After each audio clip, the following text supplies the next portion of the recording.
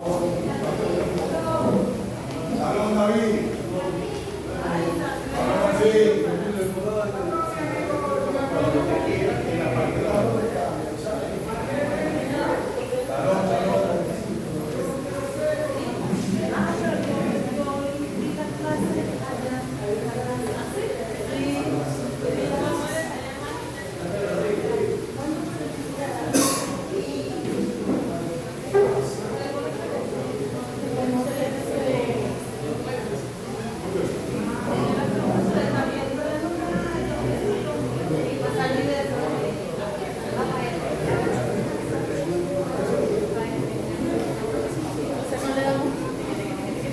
Sí, por favor, y que no le den tiquitiqui. Gracias. Salud. Está conectando gente, está apareciendo en la pantalla. Salud, papá. Mi esposa. Gracias.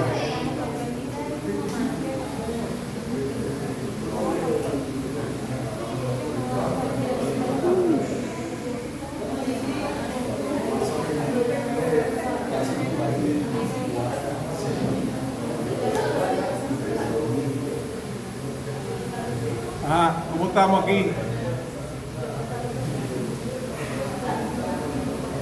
Salud, bienvenidos todos. Salud. ¿Cómo están? Bien, bienvenidos. Bueno, hoy vamos a estudiar Parashá Noah.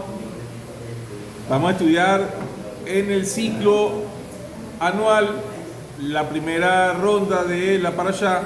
Parashá Noah está desde Bereshit 6:9 al 11:32, pero nosotros hoy vamos a estudiar desde el 6:9 hasta el 8:14 con la ayuda del Eterno.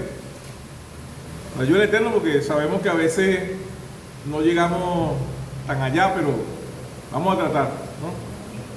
Quedaron unas preguntas antes de comenzar con la Parashá. Quedaron unas preguntas en la clase del Nací que no vamos a tocar de lleno, porque la mayoría de las preguntas fueron del capítulo 9, y como vamos a ver hasta el 8:14, yo quisiera dar 5 minuticos si tienen alguna pregunta sobre lo que, como el Nací no pudo responder porque se terminó la clase de él. Si quieren, pueden hacer la pregunta nuevamente, a ver si yo tengo una respuesta que les sea satisfactoria.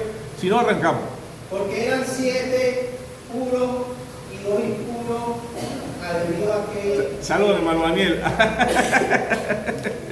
Bueno, ¿cómo se distinguía qué puro que era puro? fíjate,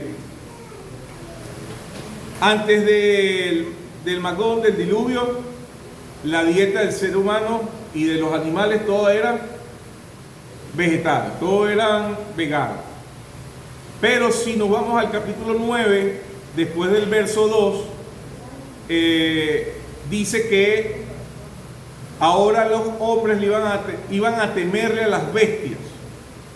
Quiere decir que la naturaleza de esos animales, de algunos animales, cambió. ¿Quién fue el que diseñó a los animales? Dios. Entonces él sabía cuál iba a tener una naturaleza más agresiva y cuál no. Ahora, ¿por qué el Eterno lo habla de puro o impuro? Es que los animales que son carnívoros son impuros. No la impureza que nosotros nos imaginamos de inmundos, de sucios, no. E impuros para un servicio para el Creador. Pero ya el Eterno también tenía como una ordenanza que el ser humano iba a comer carne. O sea, que el ser humano se convirtió, si se puede decir de una manera, en un animal impuro, en un ser, claro, por el ser si lo denominamos el ser carnívoro con impureza, si lo asociamos el ser carnívoro con impureza, entonces el ser humano se convirtió en un ser impuro, porque empezó a comer carne, ¿no? Pero no es nada más hasta allí. El Rambán explica que el motivo por el cual Dios designó que fueran 7 parejas de animales puros y una sola pareja, 2 parejas, un par de animales impuros, es porque el primer animal, o sea, ya va, voy atrás. ¿Qué representa el número 7? Los días de la semana, la hora de la creación. O sea, lo que trata de decir el número 7, que pudiéramos decir que es una forma literal que está escrito en la Torá, pero también es algo alusivo para que te des cuenta de que entonces Hashem la pureza la quiere ¿cuándo? Todo el tiempo, todos los días de la semana, porque los 7 animales puros representan cada uno de ellos un día de la semana. ¿Sí? ¿Sí? Vamos hasta allí. Ahora, en Shabbat, ¿qué se hacía? Se hacían sacrificios, igual que los demás días, pero en Shabbat se hacían también los sacrificios de los animales en la mañana y en la tarde. Ahora, ese primer lote de animales iban a ser sacrificados para el Eterno, como marcando esa entrega de ofrenda al Creador. Entonces ya no quedan 7 animales, sino que quedan 6 de los puros, ¿verdad? ¿Sí? Pero se le da la ordenanza al ser humano de que coma carne. Entonces ya no quedan 6, quedan 5 de esos animales puros. Pero a las bestias, que ya no iban a comer solamente vegetales, también se les permitió comer carne. Entonces ya no quedan 5, quedan 4 grupos. Quedan 4 grupos de animales que son puros. La multiplicación de los animales puros tenía que ser en consideración del múltiple doble de lo que iba a ser consumido. Y si estamos diciendo que 3 fueron consumidos en el primer lote, si yo al día siguiente me como otros 3, ya no queda sino 1, ¿verdad? Un par de cada uno. Entonces el Eterno multiplicó y sobreabundó en el doble de cantidad de lo que era lo puro a lo que iba a ser consumido por los animales impuros, que éramos los seres humanos, el sacrificio del Creador y el animal que se iba a comer al otro animal, para dar el equilibrio. Esto es lo que explica el Rambam, ¿sí? Esto es lo que explica el Rambam para darle un poquito de equilibrio a lo que es el animal puro y al animal impuro. En una forma sencilla, en una forma simple, el Rambam nos da como una fórmula matemática, ¿no? Diciendo, si no es así, la cantidad en esta proporción, se acaban los animales que iban a ser aptos para el consumo humano. Hermano, una pregunta. diga. En el libro de Baikra, creo que el Eterno da una tabla nutricional de cuáles animales son consumibles para nosotros. Claro, claro. Y qué animales no se pueden consumir. Y yo digo que no todos los animales pueden consumir. No, por supuesto que no podemos consumir todos los animales, pero entonces el Eterno no está en el tiempo como nosotros. Él no se maneja en el tiempo como nosotros. Él es el tiempo. Él está por encima del tiempo. Él creó el tiempo para nosotros. Entonces, si Él es el Lorenzo, que Él es la luz del infinito, Él no tiene finitud. Al no tener finitud no hay nada que lo limite, y el tiempo limita, ¿verdad? El tiempo dice que hay un principio y que hay un fin. Entonces Él está por encima del tiempo. ¿Sí? Como Él está por encima del tiempo, Él no ve las cosas como nosotros las vemos. Ya Él sabe todo lo que ha de suceder y todo lo que ha sucedido. Nosotros no. Es como Él quiere darnos es vida, permitió que esto fuera de esa forma, dándole una instrucción a Noah para que pudiera guardarse lo que él iba a establecer en un futuro con el Carruj, al pueblo de Israel y con todo lo demás. Era para poder establecerlo futuramente, pero si no lo hacía de esa forma, jamás se iba a poder establecer. Claro, él sabía lo que iba a cumplir cada uno de los seres que él creó. Leandro. Normalmente, lo que está escrito, ya está escrito. Nada hablaba mucho de muchas personas que están hablando en contra de lo que ya está escrito. Y ya se sabe que lo que está escrito, eso nunca va a ser cambiado. Y normalmente se está levantando un pueblo que está en contra de lo que está escrito, porque es la nueva era.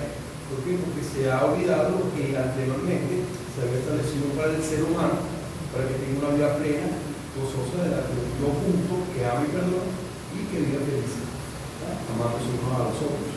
Por eso está la recomendación de lo que se debe comer y no se debe comer. Aunque yo soy partícipe de que deberíamos de ir como al comienzo, ser vegetariano y dejar de consumir carne. Actualmente se ha comprobado que muchas personas que no comen carne han durado más tiempo de vida y los que comen carne han durado menos tiempo. Los que son vegetarianos llegan hasta un lazo.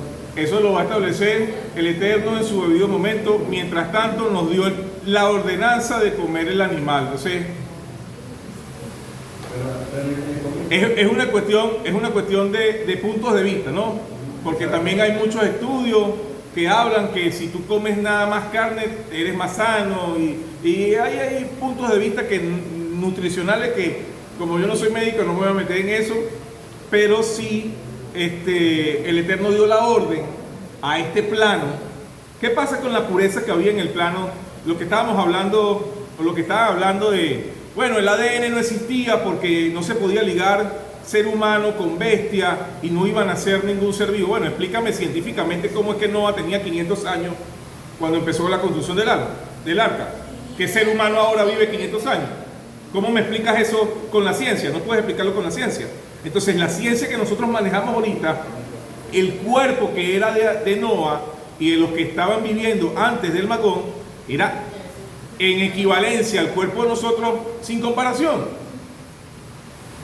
No tenía nada que ver la forma de la estructura ósea, física y longevidad de las personas que estaban narradas por Bereshit, que a los 500 años empezó a construir, duró 120 años construyendo un arca. 120 años construyendo, nada más que construyendo el arca, y eso es lo que el Eterno establece para este plano, que es lo máximo que un ser humano va a vivir. Y David Amele después dice 70 o a lo mucho 80 años que tú vas a tener. Ahora, ¿usted se imagina que usted empezó a construir un arca y duró 120 años? ¿Cómo es el desgaste físico? Pero no solamente eso, sino que Noah después del arca vivió más de 300 años. Entonces, no tiene sentido comparar la fuerza, el ADN, las capacidades que tenía el ser humano antes y las que tiene ahorita. ¿Sí? Pero él viene de otro plano. Viene de otro plano. Dígame.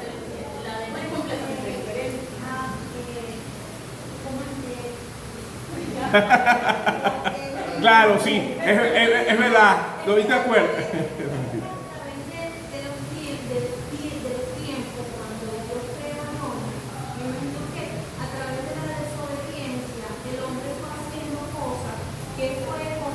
Deteriorándose físicamente.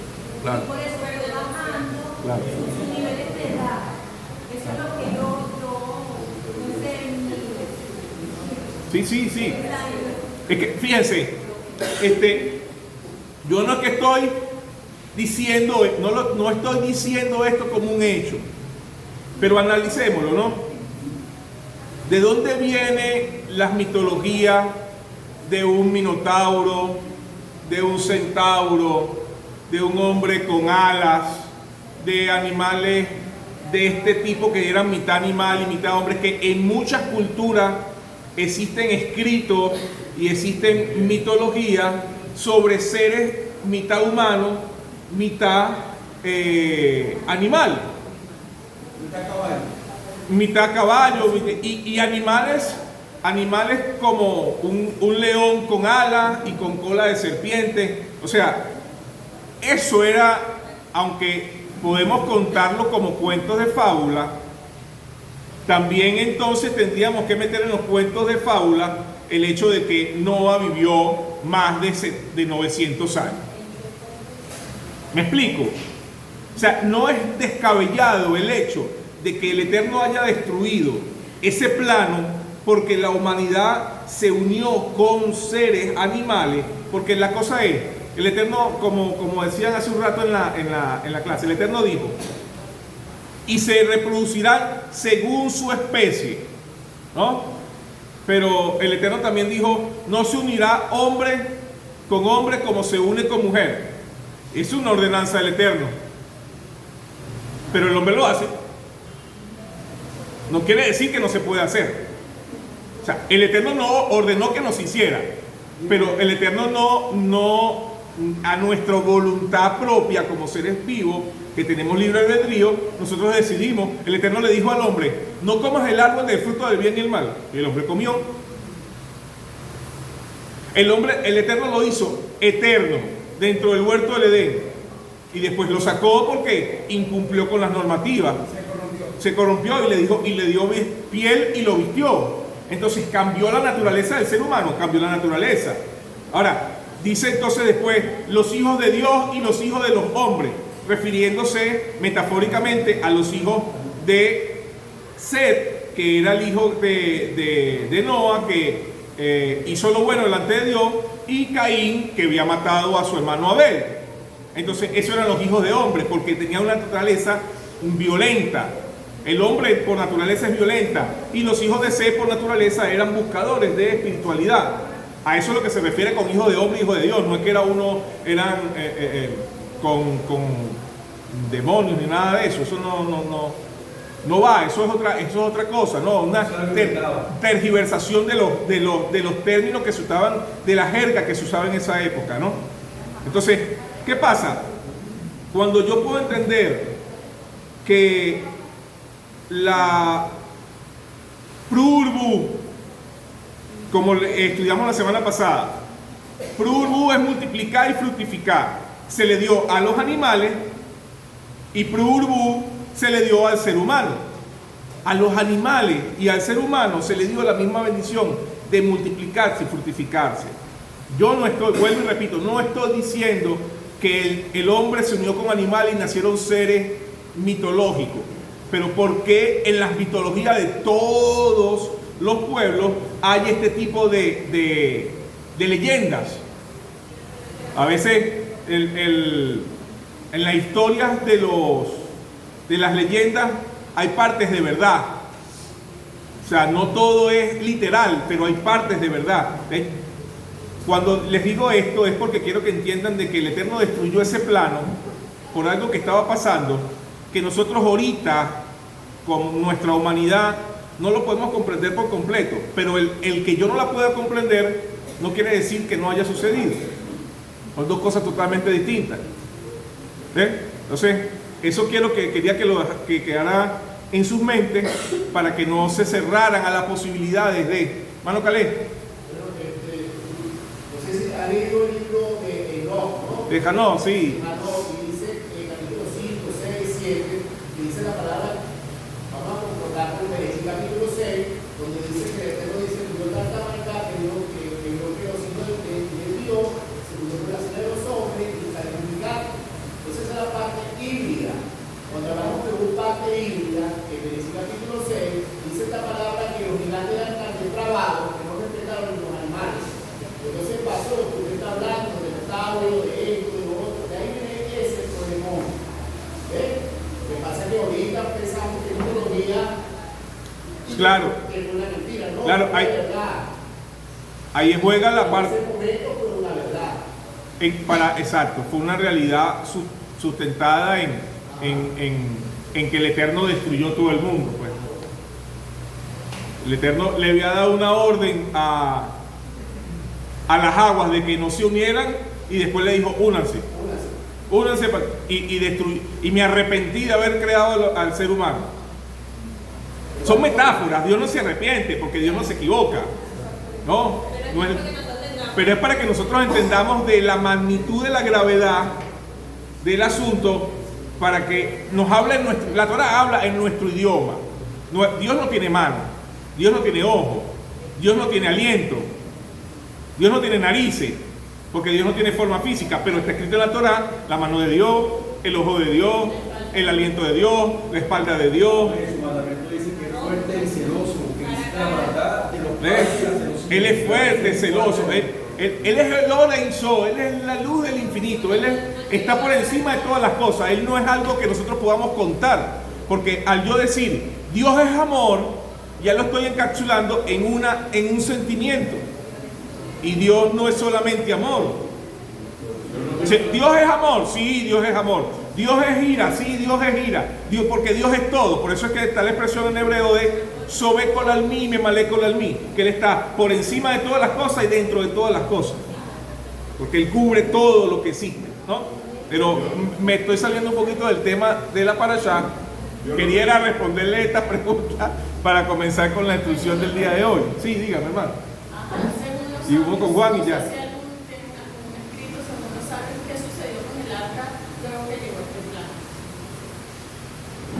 No, hacemos un libro.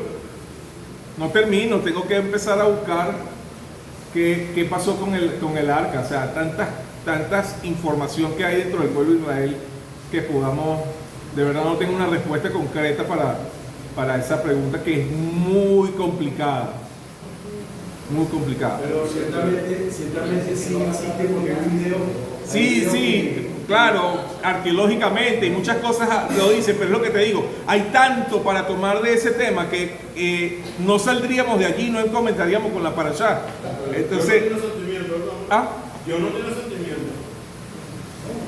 no, Dios no tiene sentimientos, pero Dios creó los sentimientos para podernos nosotros comunicar con Él, porque los sentimientos son expresiones de la Sefirot. Eso es lo que explican los sabios de la Kabbalah. Los sentimientos que son expresiones de la Sefirot, porque está la Sefirot de Gesed, que es bondad. Es un sentimiento. Todo lo que es bondad es un sentimiento. Está Geburah, que es todo lo restricción, toda la fuerza, todo el din. Entonces, eso es un sentimiento. Está el Tiferet, que es un equilibrio entre ambas partes. Entonces, eso es un sentimiento. Pero son expresiones de la Sefirot para que nosotros podamos entender cómo Dios quiere comunicarse con nosotros, y por eso fue que nos dio estas distintas emociones que tenemos. Bueno, pero yo hago una cosa que es aquí está, que más o menos digo que no se meten en el Tanakh y en el Brit Hadashah. No, aquí no hablamos de ese tema, man. Creo que no manejan eso. No, el Brit no tocamos, no, nada, para nada. ¿Por qué Yohanan en el capítulo 13? No sé, pues no manejamos, no estudiamos Torah con los sabios del pueblo de Israel. Más nada, no sabemos de otra cosa. Comenzamos entonces con la parashá.